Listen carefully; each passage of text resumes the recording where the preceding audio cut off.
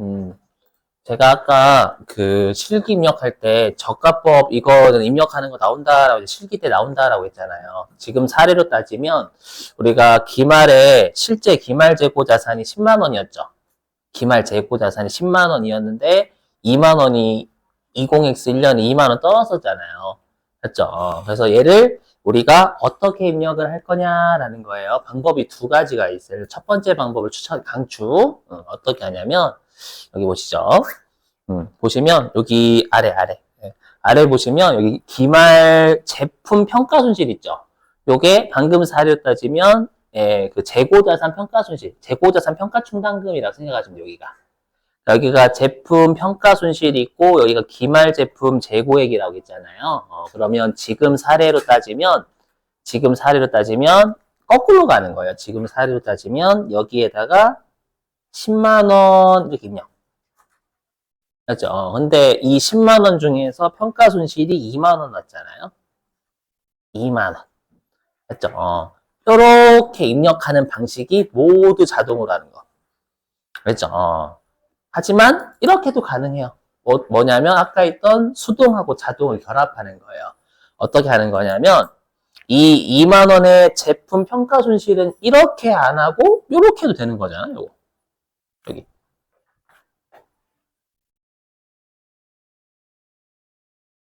이거 2분계라고 2분계.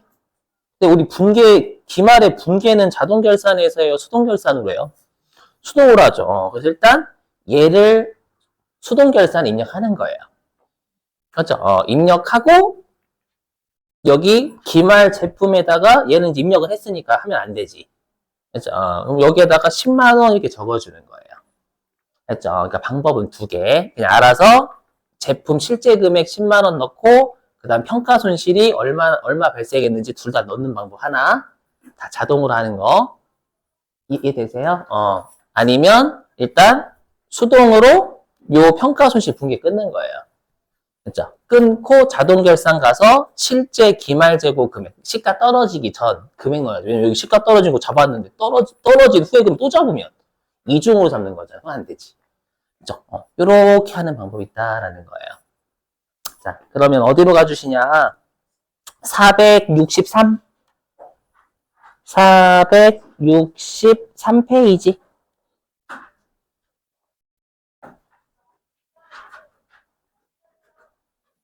기출문제집이에요, 기출문제집. 자, 기출문제집 463페이지 오시고요.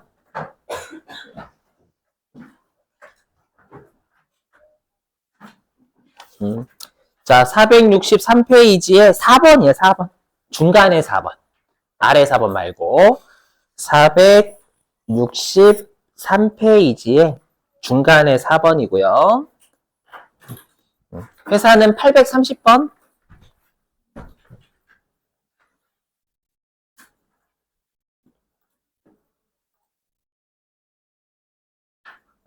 경기산업.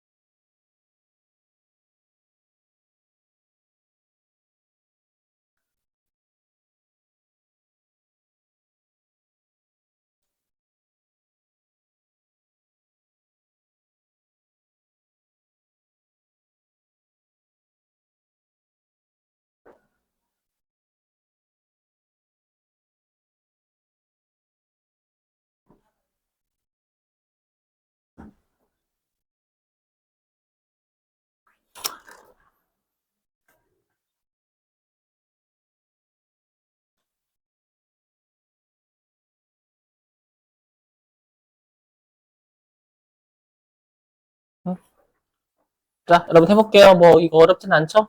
보시죠. 이거.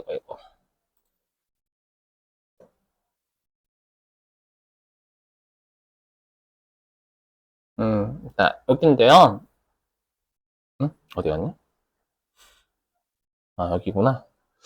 자, 요거예요, 여러분들. 지금 다른 건 문제가 없고요. 요 상품 있죠, 여러분, 상품. 상품인데요.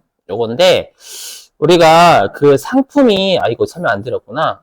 상품이 곧 설명할게요. 뭐냐면, 우리 시험에, 좀 이따 밑줄치 제가 이거 물어 못 적었구나. 우리 시험에요. 아까 저가법 같은 경우에는 장부가하고 시가 둘 중에 작은 거 쓴다라고 했잖아요. 근데 시험에서는 시가를 안 주는 경우가 있어요. 세무 1급은. 그죠? 그러면 우리가 재고자산의 시가를 뭐로 쓸 거냐? 그죠? 그거를 설명을 깜빡했어요. 있을 거야. 아마 제가 아까 한 장 건너뛰고 다시 올게요. 라고 했는데 못 건너왔네. 뭐냐면, 일단, 우리가 제품하고 제공품하고 원재료는 시가가 떨어지지 않았거든요. 근데 지금 상품 같은 경우에는 2,500만 원이었던 애가 시가가 2,000만 원이 돼버린 거예요. 그렇죠? 그럼 얘는 재무상태표에 어떻게 표시가 될 거냐면 상품 같은 경우에는 상품 2,500만 원 이렇게 잡힐 거고, 그죠? 2,500만 원, 시가가 떨어진 거니까. 그리고 여기에다가 500만 원 이렇게 잡힐 거예요. 그죠? 근데 우리가 이렇게 시가가 재고자산 떨어질 때는 네, 별도의 차감 계정 쓰지 상품을 직접 떨구진 않아요. 여기다가 재고자산 평가충당금.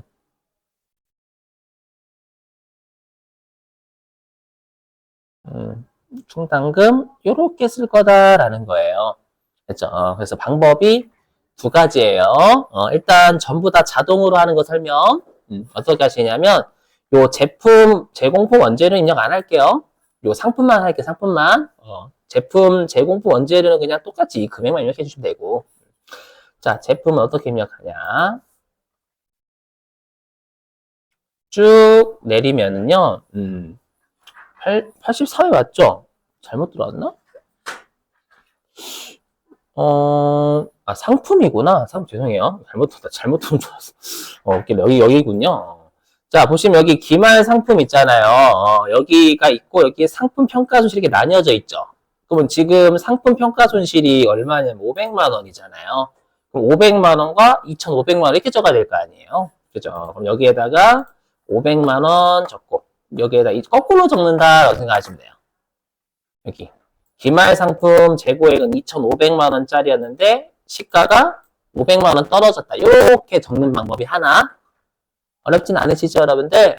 근데 둘, 뭐냐면 얘를 안 하는 거야, 일단. 2,500만 원만 기말 상품 재고 있죠. 기말에 실제 상품 재고 그대로 넣어요. 됐죠? 넣고요. 12월 31일자로 가가지고 원래는 얘부터 먼저 하는 거죠. 수동계산부터. 차변에 재고자산 평가손실 보시면 여기 상품이라고 돼 있을 거예요. 맞죠? 상품에 대한 재고자산 평가손실이다라는 뜻이 되겠죠. 500. 그리고 대변에 아까 했지만 재고자산 평가충당금 잡지 상품을 직접 빼진 않아요.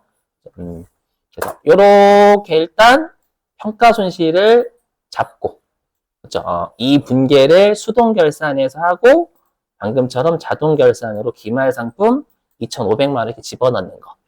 여기다 2,000만 원 넣으면 안 됩니다, 여러분들. 2,000만 원 넣으면 얘기다 2,000만 원 빼기 500만 원으로 잡아버린 거예요. 그럼 안 되지.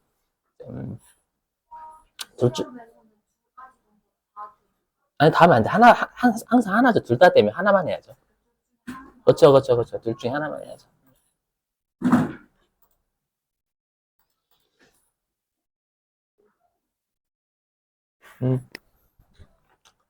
자, 제가 아까 깜빡하고 설명 못 드렸어요. 뭐냐면, 요거. 요걸 못했죠, 요거. 이건 보지 마세요, 여러분들. 이거 보지 마시고. 이거는 우리 교재 59페이지 예제인데요. 딱히 설명 안 드려도 돼요. 제가 공식이랑 다 설명드렸으니까. 자, 뭐냐면, 우리가 이제 기말 재고자산의 평가인데, 시험에서는 방금처럼 시가가 얼마다, 2,000만 원이다 라고 줄 때도 있지만, 시가를 안 주고, 시가를 대체하는 별도의 용어를 줄 때가 있다라는 거예요. 그걸 어떻게 주냐라고 하면 우리가 시가, 회계에서 시가는 판매 시 시가가 있고 구입 시 시가가 있어요. 그렇죠? 그랬을 때 우리가 구입 시 시가를 현행 대체 원가라고 불러요. 현행 대체 원가 있죠? 현행 대체 원가 또는 현행 대체 원가의 대체를 생략하고 현행 원가라고 하기도 해요. 현행 원가가 이게 뭐냐면 구입 시 시가예요. 구입 시가. 구입 시 시가고요.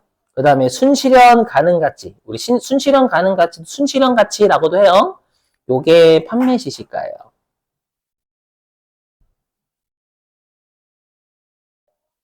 요게 판매 시 시가. 일단 외워주셔야 돼. 구입 시 시가는 우리 회계에서 지금 가격으로 다시 산다면 줘야 되는 가격을 현행원가라고 하고요. 지금 판매를 한다면 줘야 되는 판매하면 받는 가격을 우리가 순실현 가능 가치다라고 해요. 근데 여러분도 원재료는 파는 애예요? 알죠? 원재료는 일단 제품 만들려면 사와야 돼. 사오기만 하잖아요. 그래서 원재료는 무조건 사올 때 시가를 쓰는 거예요. 알죠? 그래서 원재료 같은 경우에는 시험에서 시가라고 안 주고 원재료는 현행원가라고 주면 이 원재료의 시가를 줬구나라고 여러분들 생각을 꼭 해주셔야 돼요. 아셨죠? 하지만 원재료가 아닌 나머지들, 특히 상품 제품 얘네들은 판매하기 위한 애들이잖아요. 맞죠? 제공분도 어차피 제품이 완성되면 판매할 애니까. 맞죠? 그래서 원재료가 아닌 나머지 애들은 당연히 판매 시 시가가 중요하겠죠. 얼마 받을 수 있니? 그렇죠? 근데 왜 우리가 순자를 쓰냐면 아마 여러분들이 순자를 쓰는 건 무언가를 더하거나 뺀 금액을 우리가 순자 쓰거든요. 그래서 여러분들이 아마 그 상품도 단기 상품 순매입액 하면 우리가 취득 부대 비용 더하고 매입 할인 뺀 순수한 금액. 그게 순자예요. 그러니까 내가 물건을 팔 때 돈만 받는 게 아니잖아요. 맞죠? 갑자기 상대방이 배달해달래. 그럼 배송비 나가지. 맞죠? 그래서 내가 만약에 10만 원에 팔았는데 배송비로 2천 원 쓴 거예요. 그럼 순수하게 내가 얻는 마진은 98,000원이잖아요. 맞죠? 그래서 어떻게 하냐면 단위당 판매 가격. 왜냐면 여기 단위당 시가니까요. 여기 단가잖아요. 수량 곱하기 단가니까 여기는. 그렇죠? 그래서 어떻게 하냐면 하나당 판매 가격에서 그 하나당 판매하기 위해서 쓴 판관비 있죠? 그렇죠? 그래서 단위당 판관비를 빼면 순수하게 내가 받아가는 금액이 나온다라는 거예요. 그렇죠? 무슨 말인지 이해되시겠어요? 그래서 방금 문제에서 순실현 가능 가치다라고 한 건 상품이었으니까 얘를 쓴다라는 거예요. 시가를. 방금 우리 풀었던 거 아마 순실현 가능 가치다라고 돼 있었을 거예요. 그죠? 자, 그리고 또 설명할 게 있어요. 밑줄 좀 칠 거. 어디로 좀 가주시냐면 요것도 말 문제로 꽤 나오는 편이어가지고 57페이지 가보세요. 57페이지. 요것 좀 설명 좀 할게요. 네, 화면 보실게요, 여러분들. 후입선출법이 여러분들 아마 선입선출법하고 후입선출법의 비교는 좀 배우셨을 거예요. 근데 후입선출법에서 좀 기억해 주실 게 하나가 더 나와요. 그렇죠? 뭐가 나오냐면 일단 가끔씩 시험에 나오는데 그 57페이지의 맨 아래 보시면 후입선출법 보이세요? 거기에다가 점이 4개 있죠? 점 4개 있는데 아무 데나 점 하나 추가 좀 해주세요. 아무 데다가 점 하나 추가해 주시고 후입선출법이요. 이거를 시험에 어떻게 줄지 않으면 거기다 적어주세요. 국제회계 기준에서는 인정하지 않음. 국제회계 기준에서는 인정하지 않음. 국제회계 기준에서는 인정하지 않음. 자, 우리 시험은 국제회계 기준이 안 나오거든요. 근데 세무일금 말문제로 물어봐요. 후입선출법은 워낙 현실과 동떨어지 이런 걸 쓰는 회사는 거의 없다라고 보시면 돼요. 그렇죠? 없는데 왜 쓰니? 라고 해서 후입선출법은 아예 국제회계 기준 안 써버리거든요. 알죠? 근데 그건 말문제 대비고 우리는 일반 기업 회계 기준 쓰는 회사니까 당연히 후익선출법 인정해요. 요즘. 자, 이거를 추가하는 게 아니라 지금 네 번째 점 때문에 네 번째 점. 자, 들어보세요. 우리 저기 보시면. 자, 우리 회사는 후입선출법을 써요. 자, 한번 보시면. 그럼 아마 여러분들이 이랬죠. 우리 이미 했었는데, 물가가 상승할 경우에는, 선입선출법이 가장 이익을 높게 계산하는 방법이고. 맞죠? 그 다음에 후입선출법은 그럼 이익이 가장 낮겠죠. 맞죠? 그럼 이익이 낮으면 법인세를 적게 낼 수가 있어요. 그럼 법인세를 적게 내려면 후입선출법 쓰고 있으면 돼요. 여기까지는 되시겠어요? 맞죠? 근데 이런 일이 발생할 수 있다라는 거 들어보시면. 자, 우리 회사가요. 일단 처음에 어떻게 사왔냐면 처음에는 1원 주고 샀어요. 극단적으로 가죠. 처음에 1원 주고 샀고요. 그 다음에 100원 주고 샀고요. 그 다음에 200원 주고 샀어요. 이렇게. 그렇죠? 정말 극단적으로 가정할게요. 근데 우리가 이제 X1년도에 우리 회사는 후익선출법 써요.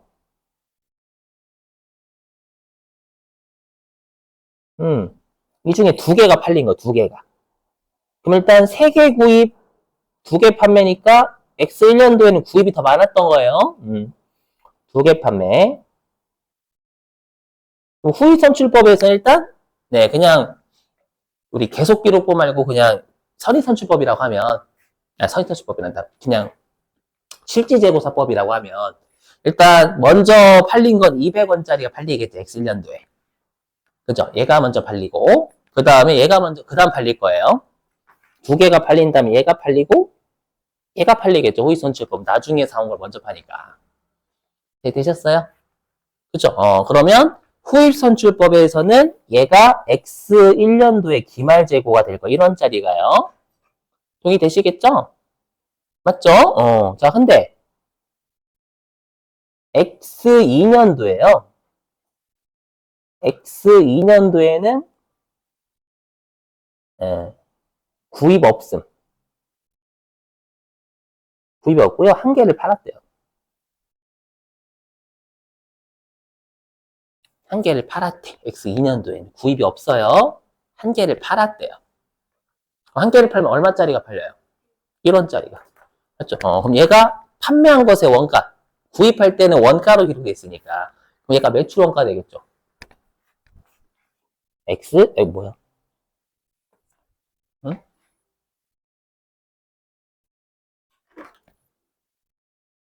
응? 깜짝이야. X 2년도에 매출 원가가 될 거예요.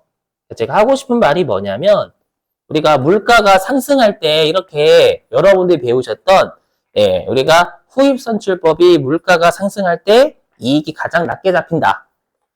라는 건 이렇게 구입하고 판매할 때 구입시가 일반적으로 컸을 때. 맞죠? 근데 나중에 구입한 것보다 판매한 게 크잖아요. 그럼 옛날에 샀던 재고인 가장 싼 재고 1원 있죠? 얘가 매출원가 돼버려요. 1원짜리가 매출원가가 돼버려.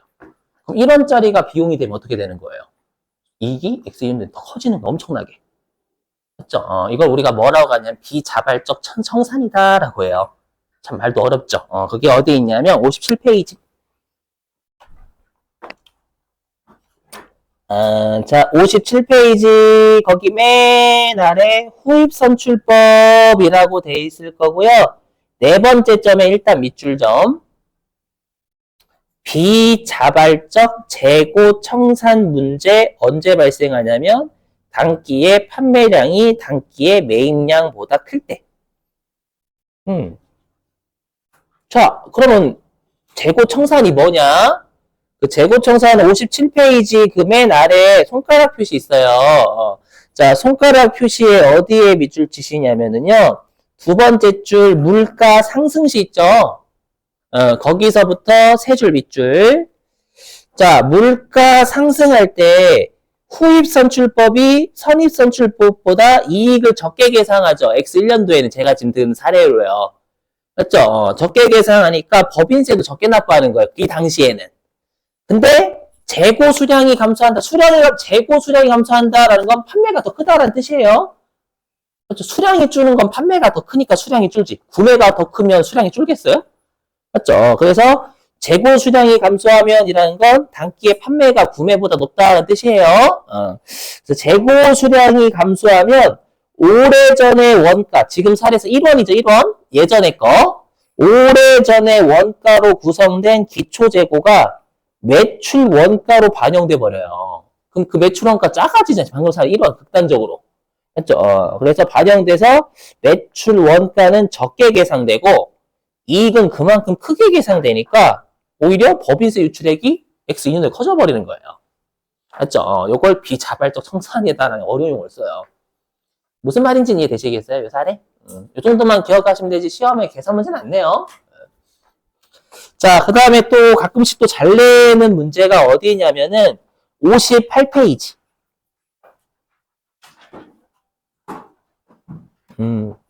자, 말 문제 때문에 그래요. 자, 58페이지에 가로 5번 있죠, 여러분들. 가로 5번에 재고자산의 기말평가 저가법 보이세요? 거기에서 뭘 잘 내냐면 1번을 잘 내요. 적용 방법이요. 들어보실게요. 자, 재고자산은 워낙 중요한 자산이다 보니까 당연히 평가를 전체적으로 평가할 수 없어요. 그래서 우리 예전에 그 어디였냐? 법인세에서 할 때도 우리가 상품, 뭐 상품 제품, 뭐 이렇게 뭐 A군, B군 이렇게 했었잖아요, 여러분들. 그래서 원칙은 개별적으로 평가를 해야 돼요. 그러니까 예를 들면 이런 거 있죠. 예를 들면 홈플러스 있잖아요. 뭐 홈플러스 같으면 뭐 예를 들어 가지고 저기 식품 코너는 뭐 먼저 선입선출법 쓰고, 맞죠? 유제품은 선입선출법 쓰고, 뭐 만두 뭐 이런데 뭐 평균법 쓰고, 맞죠? 이렇게 각각 쓰는 게 맞아요. 맞죠? 다른 종류니까. 여기까지 되시겠어요? 그래서 원칙은 뭐 예를 들어가지고 우유는 선입선출법. 뭐 예를 들어가지고 뭐 식품 코너에 따른 뭐 만두 이런 것들 평균법. 그렇죠? 원래 이렇게 각각 쓰는 게 원칙인데 일반적으로 식품 같은 경우에는 식품군 있죠? 2층인가 3층에 대부분 있잖아요. 홈플러스 쪽. 맞죠? 식품 쪽은 대부분 여러분들 사람들이 먼저 사온 걸 먼저 들어온 걸 먼저 우리 사람들 말고 죄송해요. 회사들은 먼저 사온 걸 앞에 지내놓잖아요. 즉 선입선출법을 주로 쓸 거란 말이에요. 맞죠? 무슨 말인지 되세요? 그래서 그냥 2층 입장에서는 선입선출법, 즉 우리가 음식료 쪽 있죠. 음식료 쪽은 그냥 한 대 묶어가지고 선입선출법 쓸 수 있다라는 거예요. 하지만 여기 1층부터 5층까지 전부 다 선입선출법 쓰는 건 안 돼요. 제가 한번 하고 싶은 말이 뭐냐? 우리가 재고자산 원칙이 개별적으로 평가해야 돼요. 알죠? 평가하지만 우리가 음식료 구분이라는 건 조죠. 한 조, 2층 조. 알죠? 예외적으로 우리가 조별 기준을 인정한다라고 되어 있어요. 하지만 전체 1층부터 7층까지 싸잡아가지고 하나의 방법 쓰는 건 안 돼요. 알죠? 그게 적용 방법이에요. 적용 방법. 말 문제를 내거든요. 그래서 58페이지에 1번 적용 방법의 밑줄 오른쪽에 자, 개별 항목별로 평가하는 게 원칙이다라는 뜻입니다.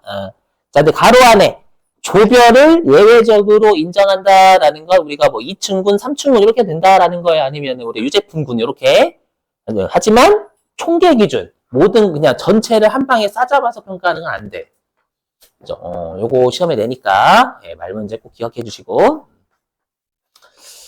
자, 이렇게 해서 재고 자산이 끝났고요. 그럼 여러분들이 실제 그 문제 좀 풀고요.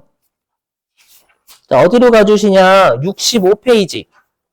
실제 기출문제예요. 자, 65페이지에 12번 좀 부탁드릴게요. 65페이지 12번. 요거 실제 기출문제입니다요. 65페이지 12번.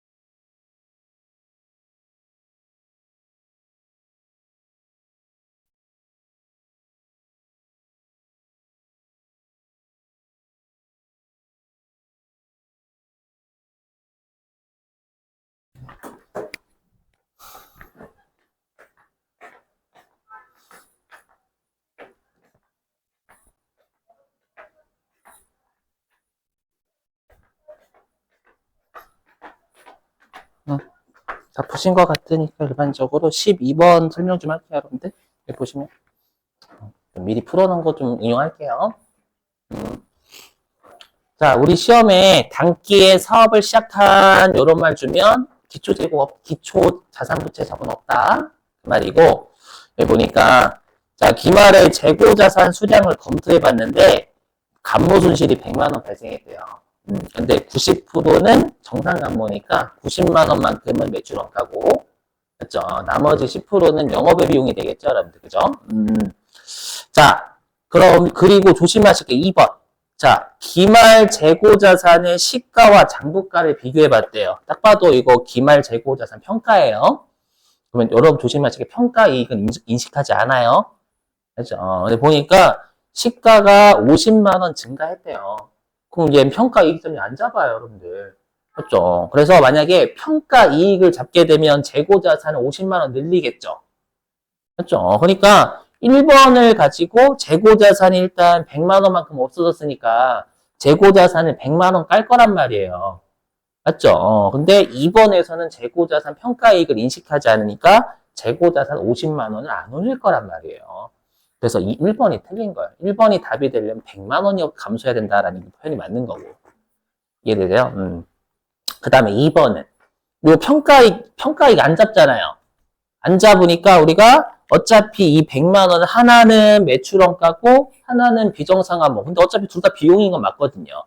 그럼 비용이 100만 원만큼 증가하겠죠. 둘 다 어차피 비용이니까.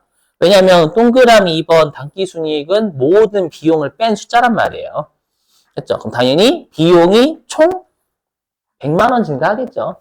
아래는 수익 안 잡으니까. 그렇죠? 그럼 비용이 총 100만 원 증가하면 이익은 100만 원 감소하겠죠.